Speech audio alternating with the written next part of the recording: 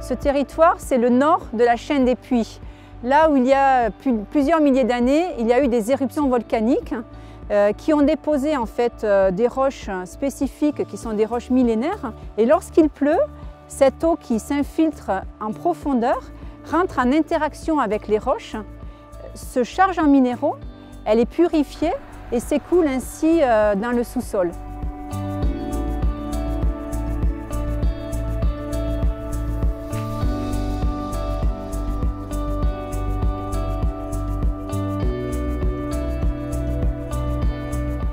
Pour préserver cette eau minérale qui a des critères très particuliers que l'on puise en profondeur, on ne peut pas décider comme ça d'une quantité que l'on voudrait prendre.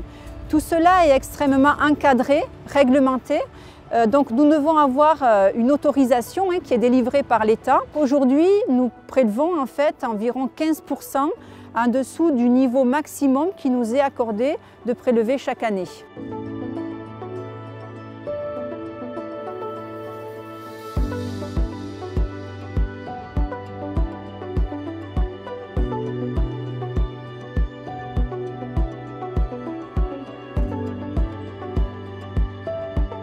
Derrière la question de la ressource en eau, c'est d'être convaincu qu'on peut concilier justement la vie sur ces villages, l'agriculture et la protection de l'environnement et de l'eau.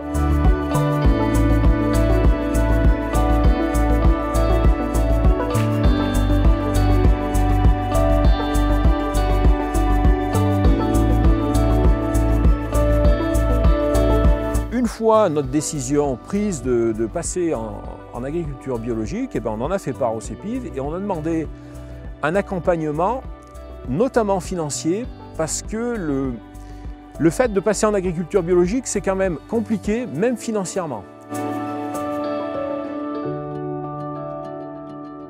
En termes d'image, le fait d'être associé quand même à une zone hyper préservée, ça véhicule une image de qualité.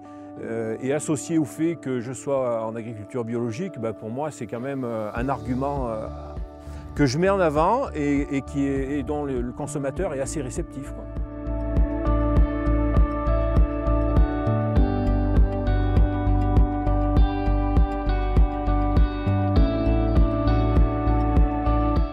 Le travail qui est réalisé sur l'Impléon de Volvic s'inscrit dans la continuité, dans la pérennité pour la préservation des espèces qu'on peut y rencontrer. Que ce soit les oiseaux, mais aussi les mammifères, les reptiles, les batraciens. Et donc on a sur le secteur de Volvic des secteurs qui abritent des populations très intéressantes, là aussi qui sont devenues très rares au fil des années en France et même en Europe.